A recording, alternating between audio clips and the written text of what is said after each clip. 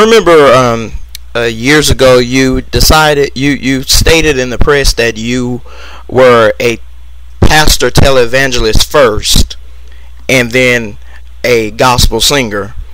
Well, this is the way I say it. I tell people all the time because I don't consider myself a televangelist, but I'm not a singer that happens to preach. I'm a preacher that happens to sing. Right. That's the quote. I'm sorry. That's the quote that I remember. Yeah. With the success of this, are you still keeping? You're still keeping pastoring and ministry first before the music. Okay. Well, honestly, 60% of my travels is preaching. 40% of my travels is music. Oh, wow. So then I'm home every Sunday, with the exception of this Sunday, and I'm home every Tuesday for Bible class. Wow, that's dedicated. That's I mean, that's, I don't miss those days because I understand the responsibility of shepherding the flock that God has given us. We have 1,700 members on roll, probably about 900 active members. And they don't care about the recording artist, Marvin Sapp. They love to hear from their pastor. Marvin Sapp. And, I love pastoring them. I love giving them instruction and teaching them and direction and doing all of the things that can build them spiritually, and that's what it's all about. It's and I say this, it's a blessing to be celebrated amongst the masses. But I think the worst thing in the world is for you to be celebrated amongst the masses and tolerated where you live. So with me, my goal is to do the very best I can through the teaching and preaching of the Word of God to shape the spiritual minds of the people that are connected to our church, and it works for us. Right. Because of that we have, in less than 7 years, my church owns over 20 acres in the inner city of Grand Rapids, Michigan. We own over 250,000 square feet of building space. Wow. We're in the process of adding a 18,000 square foot performing arts center, along with classroom space for over 200 students on our campus. I just left a meeting a moment ago about senior housing. So doing that.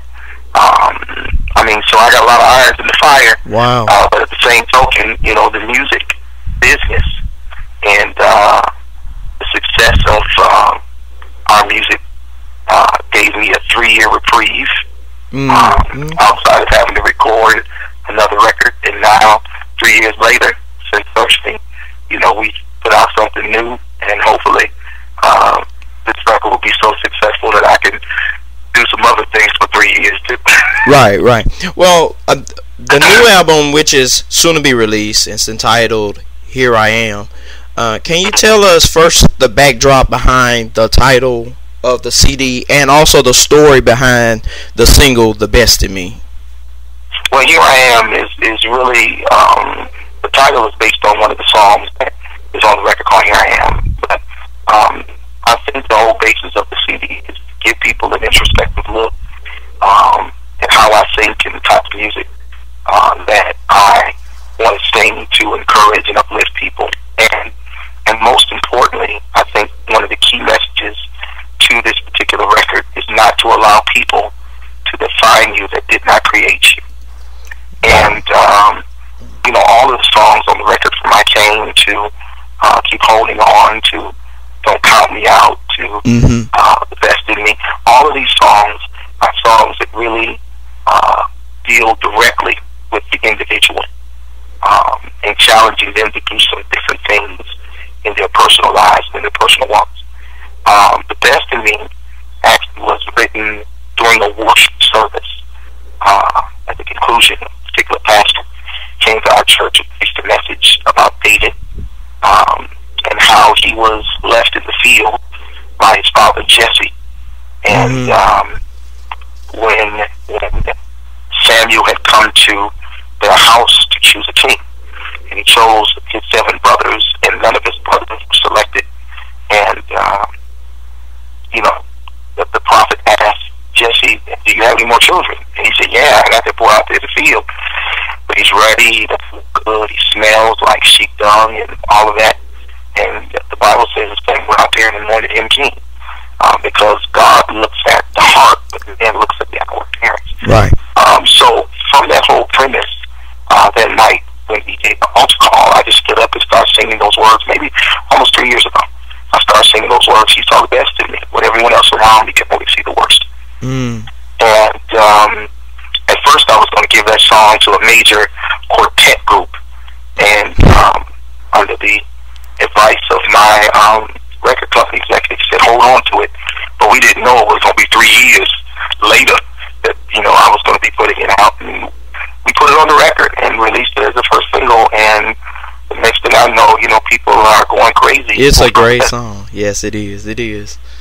And I will say this also. I want to state a quote that I think. Let me see if I can find it right quick.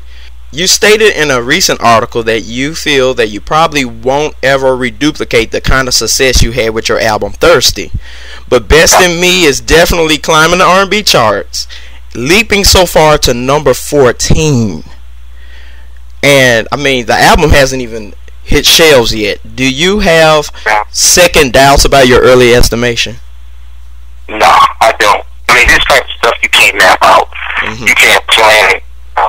So all of this stuff is based on the sovereignty of God, man. And I just, my whole thing is, never would have made it. Sold almost 2 million ringtones and callbacks. Yeah, the ringtones. The ringbacks, or whatever it's called. Yeah. Almost 900,000 scans. It's almost platinum. It's the longest running #1 single in history right, of music business across genres. Yes, that kind of stuff you can't map. So, do I think that would happen again with the Destiny? I just don't have a clue, and I can't legitimately say yes or no. In order for that to happen, that means that Here I Am would have to sell over 1 million units. That means that the Best in Me would have to sell over 2 million ringtones and ringbacks. That means that Best in Me would have to be 52 weeks at #1. I mean, you can't gauge that kind of stuff. So, my open prayer is that the record is successful as it could possibly be, and that people would buy it, embrace it, and enjoy it, and that people will be made better because they heard the message that's in the music.